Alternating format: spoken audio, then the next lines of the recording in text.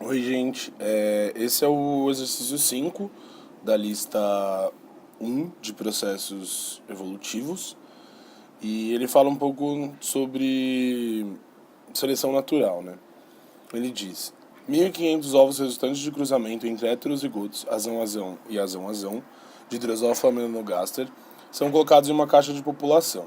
Todos os indivíduos são verificados imediatamente após sua eclosão do pupário, e alguns dias após, quando todos já estão em ativa fase de reprodução. 1.500 ovos colocados pelas fêmeas são transferidos para a nova caixa de população, e o procedimento de tipagem fenotípica é repetido. Foram verificados os seguintes resultados. Bom, se você perceber, aqui ele fala 1.500 ovos, certo? Só que, se você somar, isso daqui, com isso daqui, com isso daqui, dá 1.020. É isso? 255 vezes 2 mais 510. Isso, 1.020. Então, a gente vai usar esses números, não 1.500, como os indivíduos, certo? Porque, por algum motivo, não foram todos os ovos que eclodiram, enfim. Mas ainda não dá para dizer se está ocorrendo seleção natural ou não. Bom, ok, o que a gente precisa fazer aqui? O que a gente precisa olhar, primeiro a gente precisa ver se está ocorrendo seleção natural, certo? Esquecido de adicionar essa parte, mas ele faz uma série de perguntas para a gente observar, para a gente responder, né? Observando os resultados. A primeira é: está ocorrendo seleção? Como a gente vai saber se está ocorrendo seleção ou não? A gente precisa olhar nesse caso para a emergência e para a maturidade de cada uma das duas gerações. Se você olha aqui, você tem no começo 255 indivíduos e depois 207 azão-azão, 510 azão-azinho, 414 azão-azinho e 255 azinho-azinho e depois 0 azinho-azinho.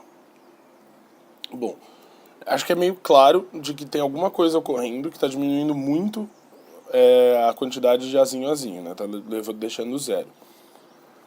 Mas, pra gente, teoricamente, provar que está ocorrendo seleção natural, tem um jeito bem simples, em teoria. A gente pega e divide os indivíduos da maturidade pelos indivíduos da emergência. Então, a gente faz 255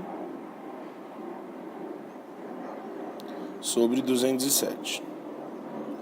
A mesma coisa para 510.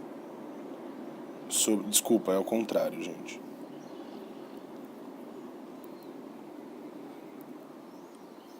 É 210 sobre 255. Então a gente vai dividir a emergência, a maturidade pela emergência. Então 414 sobre 510 e 0 sobre 255. Aí a gente vai comparar os resultados. Bom, 210 sobre 255 dá 0,81. Dá a mesma coisa aqui, 0,81, e aqui dá 0. Então, a gente tem que olhar se tem uma diferença entre essas sobrevivências, certo? Porque isso aqui é a sobrevivência da maturidade pela emergência, a quantidade de indivíduos que chegaram na maturidade.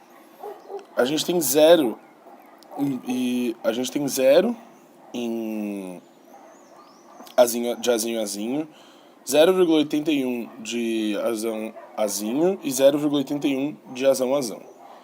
Isso indica que sim, está ocorrendo seleção natural, porque os genótipos eles não têm a mesma sobrevivência. Se a gente fizer para esses dois, para a geração 1, a gente vai ver também que a sobrevivência é diferente. Aqui nesse caso vai dar 0,74 para os dois. E aqui 0. Não só isso, mas se a gente olhar, a proporção inicial era 1 para 2 para 1. E na maturidade, ela fica 1 para 2 para 0, né? Aqui era 4 para 4 para 1 e aqui é 1 para 1, para 0, né? Bom, então essas são duas formas, né, de você verificar se está ocorrendo seleção ou não. É você dizer, você observar tanto a proporção na emergência e na maturidade e comparar as duas. Agora, ok. Quais os valores adaptativos dos três genótipos? Os valores adaptativos a gente pode fazer através da própria sobrevivência. A gente tem que normalizar essa sobrevivência e isso a gente vai descobrir o valor adaptativo. Para normalizar a sobrevivência, a gente pega a maior sobrevivência e divide as outras por essa sobrevivência.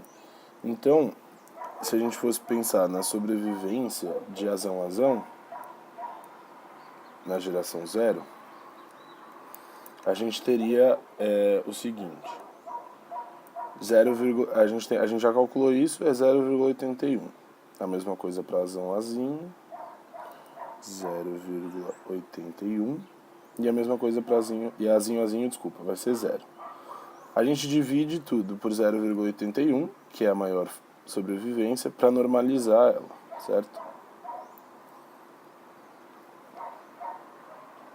E isso, o resultado dessas três contas, né, aqui, vai ser já a indicação do nosso valor adaptativo. Então, W azão, W azinho e W azinho. Isso daqui então vai dar 1, 1 e 0. Agora ele pergunta aqui quais os coeficientes de seleção dos três genótipos. A gente aprendeu a calcular o coeficiente de seleção a partir do valor adaptativo, ou do fitness. Isso daqui também pode chamar fitness. Que nada mais é do que 1 menos S. A gente pode ver esse valor adaptativo, o coeficiente de seleção, como de certa forma, como uma porcentagem de indivíduos que morrem, né, de uma geração para outra ou da emergência para a maturidade. Para calcular aqui, então, a gente vai ter que o S de cada um é 0, 0 e 1. Usando essa fórmula. O que isso mostra, então? Quer dizer que o valor adaptativo, o coeficiente de seleção é 0,01. Isso significa que da emergência para a maturidade, 100% dos indivíduos azinho são selecionados, enquanto 0% do azinho é selecionado e 0 também do azão é selecionado.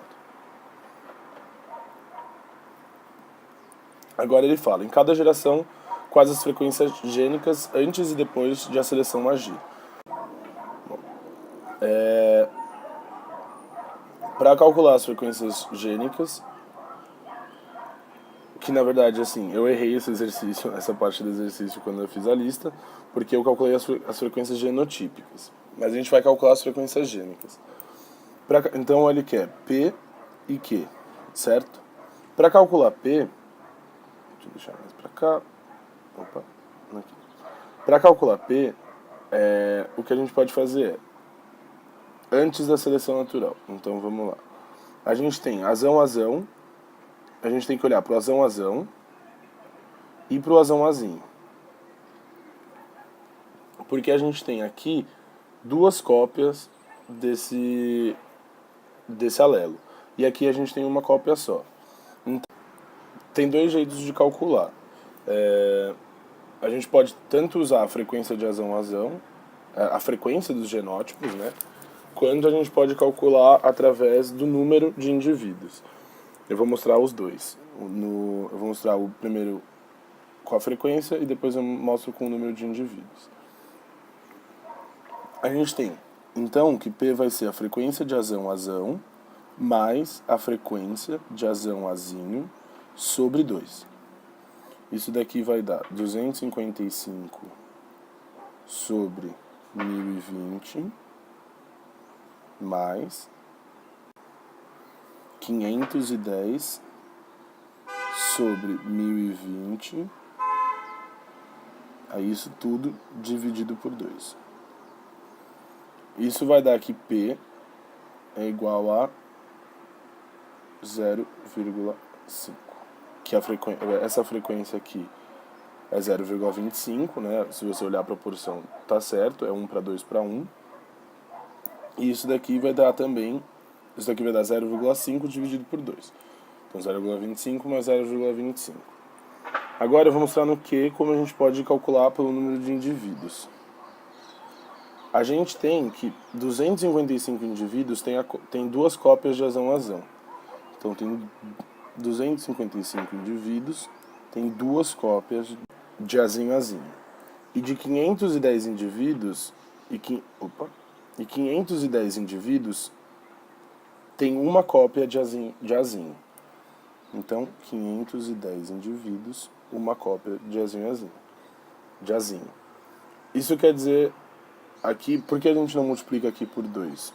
Porque o azinho só está em uma cópia, em 510. E aí a gente divide tudo isso pelo número de alelos que existem na população. Então a gente tem 1020 indivíduos, certo? Cada um diploide com 2 indivíduos, com 2 alelos. Isso daqui vai dar 1020 sobre 2040, portanto Q é igual a meio. Também dava para calcular através de P é igual a 1 menos Q. Para calcular depois da seleção agir, a gente vai usar do mesmo caminho, né? Só que agora, em vez de usar o número total de indivíduos na emergência, a gente vai usar na maturidade. Então, o que a gente vai fazer é, aqui ele fala, tem 207 indivíduos, azão, num total de 621, desculpa. Então, a gente pode fazer P é igual a frequência de azão, ou seja, 207 sobre 621, mais metade da frequência de azão-azinho. 414 sobre 621 vezes meio. E isso dá aproximadamente não, isso dá 2/3. Então o Q, usando essa fórmula aqui, o Q vai ser igual a 1/3. Agora, pensando na segunda parte, a gente tem 432, 108. Isso então vai dar um P de 1/3, de 2/3 de azão e um Q de 1/3. Isso na emergência. Na maturidade, a gente tem 321, 0. Então, a gente vai ter o P na emergência, na maturidade da geração 1, sendo 0,75 e o Q sendo 0,25. Bom, agora ele pergunta: o que deverá acontecer após um grande número de gerações? Se a gente observar aqui do lado, eu coloquei os P's que a gente acabou de calcular. Se a gente fosse plotar num gráfico o que acabou de acontecer, né, a gente teria na emergência da geração 0, meio,